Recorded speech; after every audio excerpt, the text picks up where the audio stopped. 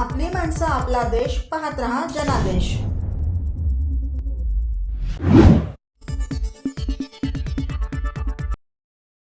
आपण पाहत आहात ठाणे महानगरपालिका सार्वत्रिक निवडणूक 2025-26.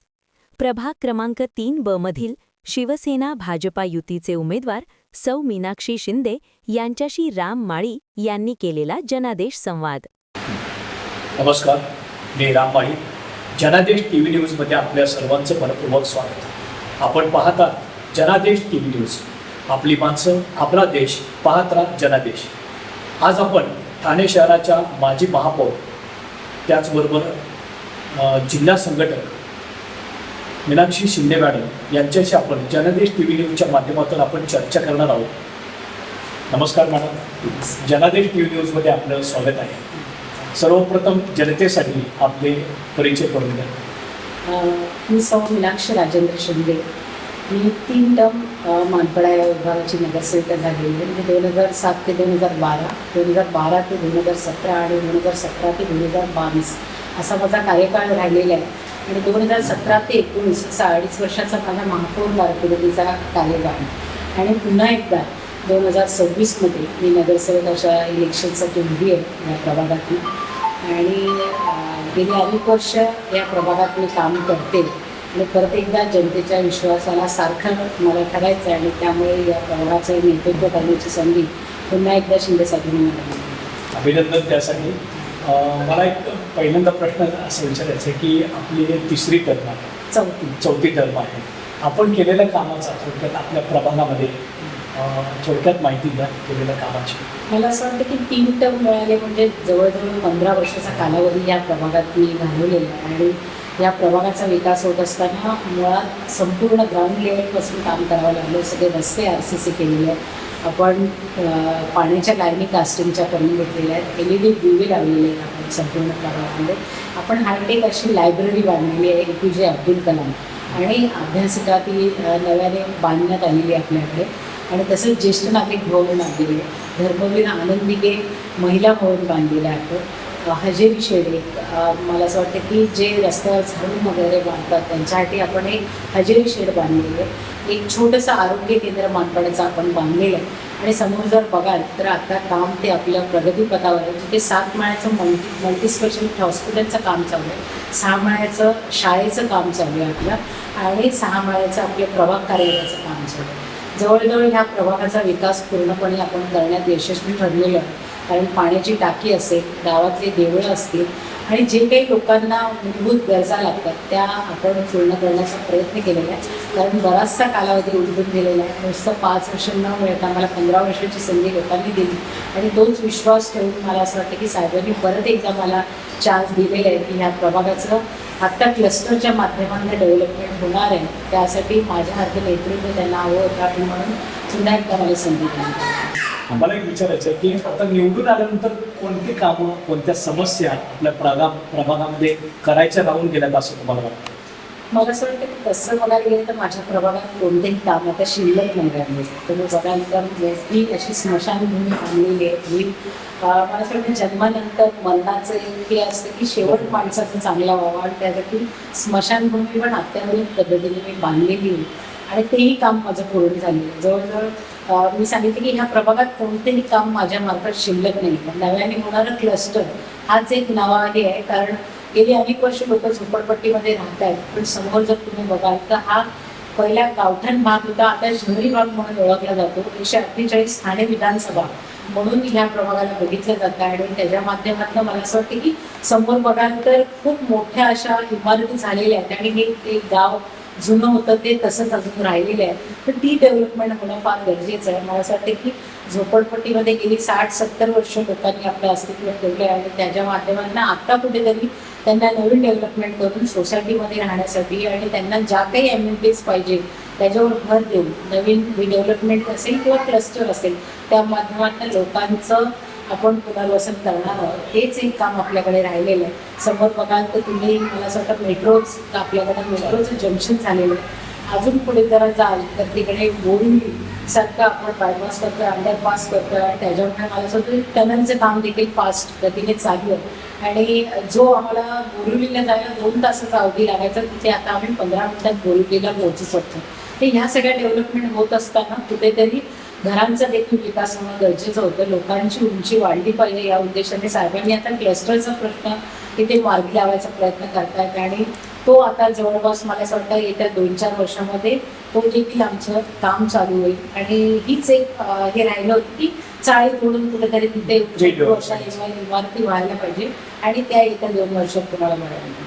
म्हणजे निवडून आल्यानंतर याला प्राधान्य देणार असं म्हणायला हरकत नाही. आता दुसरा प्रश्न मला असा विचारायचा की इथली लोकसंख्या म्हणजे 65,000 ते 70,000च्या आसपास आहे. मनोरमा नगर जो आझाद नगर आहे, त्याच्यानंतर हा झोपडपट्टी परिसर आहे म्हणजे जास्त करून उच्चभ्रू वस्ती पण आहे. या समस्या म्हणजे झोपडपट्टीच्या म्हणजे महिलांच्या सुरक्षा असेल किंवा तिथलं अस्वच्छता असेल, डासांचा प्रादुर्भाव जास्त आहे. मग त्याच्यासाठी आपण काही योजना केलेल्या आहेत किंवा अजून काही करायच्या राहिलेल्या आहेत? मला असं वाटतं की ह्या प्रभागामध्ये आपण अंडरग्राऊंड अशी गटर बांधलेली, तर त्याच्यामुळे ते डासांचं प्रमाण तर तुम्हाला शक्यतो बघायला मी कधी संध्याकाळी फेरपट्ट्या मला तर तुम्हाला कळेल. जरी हा झोपडपट्टी प्रभाग म्हणत असाल तरी प्रत्येकाचे रो हाऊस सारखे घर आहेत आणि त्याच्यामुळे मला असं वाटतं ह्याला झोपडपट्टी परिसर म्हणून ओळखला जातो. आणि आणि स्वच्छतेच्या बाबतीत आपल्याकडे 2 टाइम घंटागाडी, 2 टाइम रस्ते सफाई होतात आणि धूर फवारणी वगैरे पण वेळेवर होते. एखादा पट्टा कुठेतरी गल्ली खूप आतमध्ये असेल तिथे काय प्रॉब्लेम्स असेल तर मी सांगू शकत नाही, कारण इथे बऱ्यापैकी हा जवळजवळ तुम्ही जसं सांगते की 60-65 हजाराच्या घरात मला वाटतं जास्ती पण असू शकते, कारण मतदार नोंदणी ज्यांची झालेली तीच कॅल्क्युलेशन आपण धरतो. कारण आता मला असं वाटतं 49 ते 51 हजार आपण मतदार धरतोय, पण ह्याच्यापेक्षा पण जास्तीची लोकसंख्या इथे असू शकते. कारण बऱ्याच लोकांनी आता 1+1, 1+2 केलेलं आहे आणि त्याच्यामुळे ही लोकसंख्या जास्तीची असू शकते आणि त्या लोकांपर्यंत पोहोचण्याचं पण आमची ती ज्या यंत्रणा आहेत त्या अपुऱ्या पडतील कुठेतरी आता, कारण एवढी वाढीव घरे झालेली आहेत. तरी पण बऱ्यापैकी मला असं वाटतं त्याच्यावर नियंत्रण आपण ठेवलेलं आहे आणि बऱ्याचशा समस्या सॉल्व्ह केलेल्या आहेत, म्हणून कुठेही तो प्रॉब्लेम मला बघायला मिळतो. आता मला एक सांगा, प्रभागातले कामांचं स्वरूप झालं. आता एक ठाणे जिल्ह्याच्या महिला संघटक म्हणून सुद्धा तुम्ही जबाबदारी पार पडत आहे. पूर्ण ठाणे शहराची जबाबदारी तुमच्यावरती आहे, त्याबद्दल आपण काय सांगा?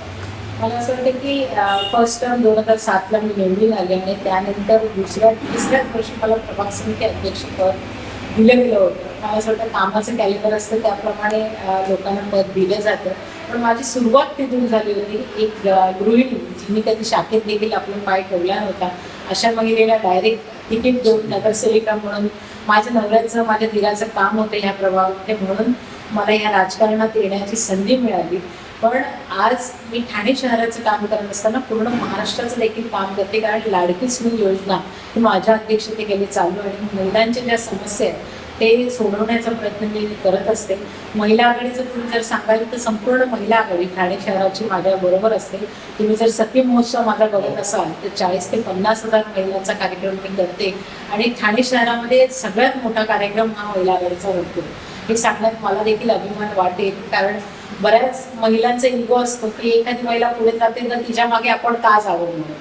प्रत्येकाला एक वेगळं स्टेटस जपायचं असतं, पण मला असं वाटतं माझ्या हाकेला ओ देऊन सगळ्या महिला माझ्या मागे ठामपणे उभ्या राहिलेल्या आहेत. ताई जर पुढे गेल्या तर आम्हाला पुढे नेतील या उद्देशाने सगळ्या महिला माझ्यामध्ये जोडल्या गेलेल्या आहेत आणि साहेबांनी तो विचार करून मला जिल्हा प्रमुख पद दिलं आणि आज मी जिल्ह्याचं नेतृत्व करत असताना मला महाराष्ट्र राज्य समन्वयक म्हणून लाडकी सून योजनेमध्ये पण सहभागी करून घेतले आणि पूर्ण महाराष्ट्राच्या समस्या मी सोडवते. आज बऱ्याच महाराष्ट्रातल्या कानाकोपऱ्यातल्या मला फोन येतात. मला असं वाटतं की साहेबांनी त्याच वेळी ओळखलं असेल की माझ्यामध्ये काहीतरी आहे किंवा कॅपॅसिटी आहे, म्हणून मला या सगळ्या गोष्टी मिळाल्या. मला असं वाटतं की नगरसेवक बनून नुसतं प्रभागाचं नेतृत्व न करता पूर्ण पक्षाची जबाबदारी घेऊन आपला पक्ष कसा वाढीस नेता येईल यासाठी मी कायम प्रयत्नशील राहिले आणि म्हणून त्याची पोचपावती म्हणून साहेबांनी अशा मोठ्या पदावरती मला निवडलं. नक्कीच अभिनंदन त्यासाठी आणि शुभेच्छा सुद्धा. आता जसं तुम्ही महिला जिल्हा संघटक आहात, महाराष्ट्राचे पदाधिकाऱ्यांकडून काम करताय, ठाणे शहराचे महापौर म्हणून 2.5 वर्षाचा तुम्ही कालावधी पूर्ण केला, तो अनुभव तुम्हाला कसा? मला असं वाटतं तो अनुभव माझ्यापेक्षा समोरच्यांनी जो अनुभवला आहे ना तो सांगण्यात फार गरजेचं आहे, कारण त्या लोकांना माहिती आहे की ते काळ माझा खूप संघर्षाचा होता आणि महापौर पदाची धुरा सांभाळत असताना महापौर पदाची काय गरिमा असते हे लोकांना मी दाखवून दिलं आणि त्यामुळे कदाचित 9 वर्ष उलटून गेली तरी लोक आजही मला महापौर बोलत आहेत. माझं पद जरी गेलं असेल तरी लोकांसाठी मी आजही महापौर आहे. कारण त्या खुर्चीवर बसल्यावरती मला असं वाटतं की त्या सत्तेचा भोग घेत असताना सत्ता कशी राबवली पाहिजे हे मी दाखवून दिलं लोकांना. म्हणून 21वी महापौर मी होती, म्हणून 21व्या शतकातला महापौर कसा असावा हे लोकांना मी दाखवून दिलं. संघर्षाच्या काळात पण मला असं वाटतं की प्रशासनाबरोबर नेहमीच 2 हात माझे होत होते, कारण चुकीच्या गोष्टीला मी कधीच प्राधान्य दिलं नाही. म्हणून विरोधक पण आजही माझ्या तो रिस्पेक्ट ठेवतात, कारण जे खरं आहे ते बोलण्याची संधी मी प्रत्येकाला दिली. आणि म्हणून महाराष्ट्रातल्या संपूर्ण महापालिकेमध्ये बरेचसे महापौर बसतात, पण ठाण्याच्या महापौराला एक आगळीवेगळी ओळख मला असं वाटतं 2017च्या कालावधीमध्ये मिळाली. प्राप्त करून दिलेले आहे. एक मला शेवटचा प्रश्न असा विचारायचा आहे की आपल्या प्रभागातील महिलांसाठी, जनतेसाठी तुम्ही मतदारांसाठी काय आव्हान कराल? मला असं वाटतं की तुम्ही जर बघत असाल तर गेली 15 वर्ष मी ह्या प्रभागाचं नेतृत्व केले. ह्या पण 15 दिवसामध्ये जो संघर्ष आहे तुम्ही जर बघितला असेल, सगळ्या न्यूज चॅनलला चालू होता की स्थानिकाचा मुद्दा घेऊन आम्ही भांडलो आणि स्थानिक नगरसेवक म्हणून त्या संघर्षाची 15 दिवसापूर्वी नांदी आम्ही केली आहे. त्याच्यात आम्ही यशस्वी झालो, कारण गेली 15 वर्ष कोळशेचे नगरसेवक आमच्यावर लादले जात होते, बाळकुंचे नगरसेवक आमचे ज्यांचं स्वतःचं मतदान ह्या प्रभागामध्ये नाही अशा लोकांना आम्ही इथे स्थान दिलं होतं. आणि कुठेतरी त्यांची ओव्हर पॉवर किंवा ते स्वतःला 7/12 त्यांच्या नावावर करून घेतल्यासारखे वागत होते आणि त्यांना कुठेतरी आळा घालण्यासाठी हा निर्णय आम्ही घेतला आणि स्थानिक उमेदवारांना प्राधान्य द्यायचं म्हणून जे आमचे शाखा प्रमुख आहेत, लहू पाटील जे गेली 30-35 वर्ष प्रभागात शाखा प्रमुख म्हणून काम करतात, विक्रांत वायचळे जे मनोरमा नगरचे शाखा प्रमुख आहेत, पद्मा बगल जे आमचे SC कॅन्डिडेट आहेत, त्यांचे मिस्टर पण पूर्वी उपविभाग प्रमुख आहेत, आणि मी स्वतः असे स्थानिक उमेदवार आम्ही निवडलेले आहेत. मला असं वाटतं की लोकांना एवढंच आव्हान असेल की स्थानिक उमेदवार असल्यावरती आपल्याला कुठेही बाहेर न जाता आपल्या हक्काच्या माणसाजवळ जाता येतं आणि कामं करून घेता येतात. तर लोकांनी त्या गोष्टीकडे भर दिला पाहिजे, कारण बाहेरचे लोक येऊन जर आपल्याला टकली मारत असतील तर आपलं अस्तित्व टिकवण्यासाठी आपल्याला लढणं गरजेचं आहे. आणि तो संघर्ष मला असं वाटतं की कार्यकर्त्याच्या मागे उभं राहणं हे नेत्याचं काम आहे. मी नेहमीच हे वाक्य बोलत आलेले आणि ते मी खरं करून दाखवलेलं आहे आणि त्या माध्यमातून लोकांनी देखील विश्वास टाकलेला आहे. आणि म्हणून आम्हाला साहेबांनी त्या विश्वासाने 4 जणांना तिकीट दिलेले आणि साहेब देखील कार्यकर्त्याच्या मागे ठामपणे उभे राहिले. कुठेही मला असं वाटतं की परंपरा जी होती की खानदानाला पुढे न्यायचं, तर ते न करता कार्यकर्त्याला पुढे नेण्यासाठी आम्ही मांडलो आणि त्याच्यात आम्ही कुठेतरी यशस्वी झालो. आणि त्याच्यात नक्कीच या मानपाड्यातली आझादनगरची आणि मनोरमा नगरची जनता आम्हाला साथ देईल आणि आम्हाला भरघोस मताने निवडून देईल ही अपेक्षा आहे. म्हणजे तुम्ही उचललेलं धाडसाचं पाऊल यशस्वी झालं असं म्हणायला हरकत नाही. हो, मला असं वाटतं की आधी लढाई तिथेच जिंकली आहे. आता पुढे जे होईल ते होईल, पण 16 तारखेला आम्हीच गुलाल मिळवणार. धन्यवाद आणि खूप खूप तुम्हाला शुभेच्छा.